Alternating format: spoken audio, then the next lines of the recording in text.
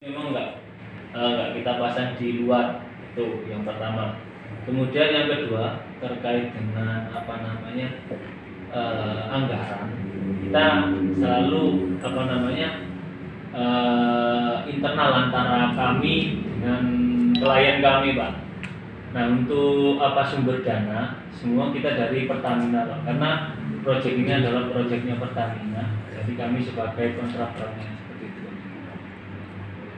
Nah ini menjadi persoalan ini kok kita juga dipimpong loh Pak ya.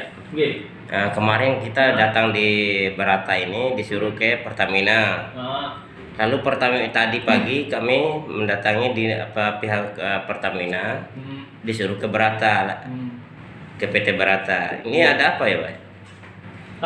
Kalau untuk dari Pertamina yang mengarahkan ke sini, saya Pak ya kurang tahu seperti apa Pak, karena sebenarnya untuk yang mengurusi proyek ini adalah Pertaminanya dari Pertamina Pusat. Nah, kalau masalah anggaran itu secara internalnya seperti apa ya Pak?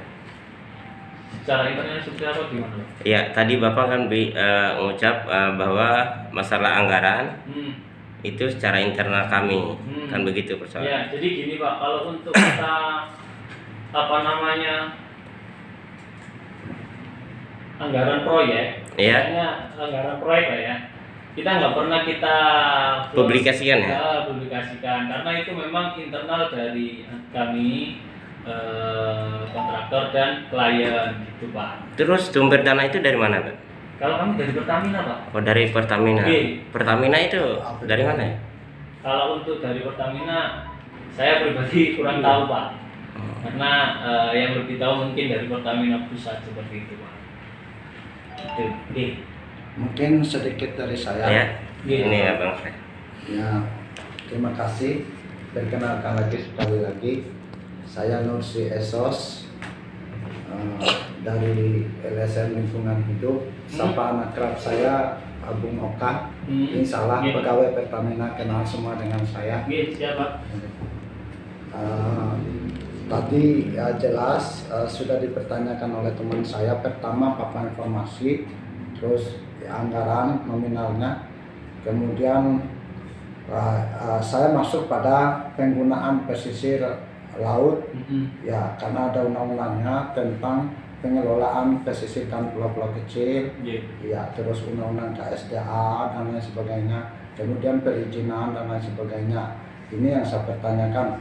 Nah, lazimnya setahu saya ya, yang namanya penggunaan APBD 2, APBD 1 dan APBN itu terlepas dari menteri teknisnya atau dinas teknisnya, maka publik juga itu perlu tahu, karena kita di negara NKRI ini kan ya salah satunya Undang-Undang Keterbukaan Informasi Publik itu ya nomor berapa? Nomor 14 tahun 2008 itu. Nomor tahun 2014. Ya. Jadi sekarang kami ya tidak pernah menemukan papan informasi tersebut. Nah, kalau misalnya tadi ini urusan internal, ya kita ini hidup di negara. Mohon maaf, unsur negara itu pertama adalah masyarakat, ya wilayah, kemudian masyarakat, kemudian ya pemerintahan atau pelaksana negara.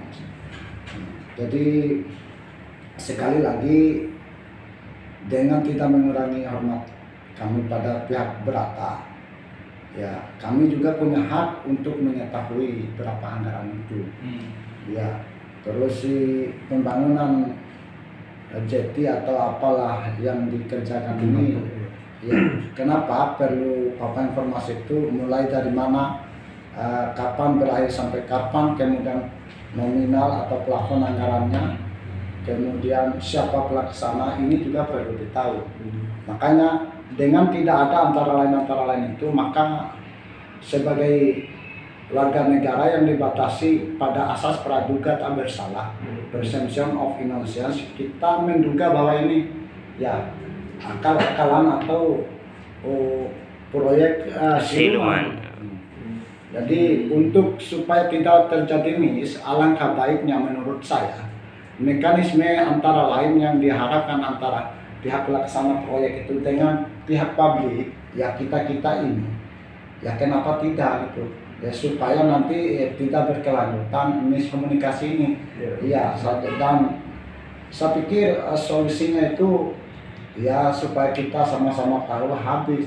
Nah, dan secara tidak langsung kalau misalnya ada para pihak lain yang gerasa gerusuk atau beginilah begitulah tentang eksistensi proyek ini, maka mungkin lewat kita yang sudah duduk bersama ini kita bisa jelaskan secara normatif. Mungkin seperti itu.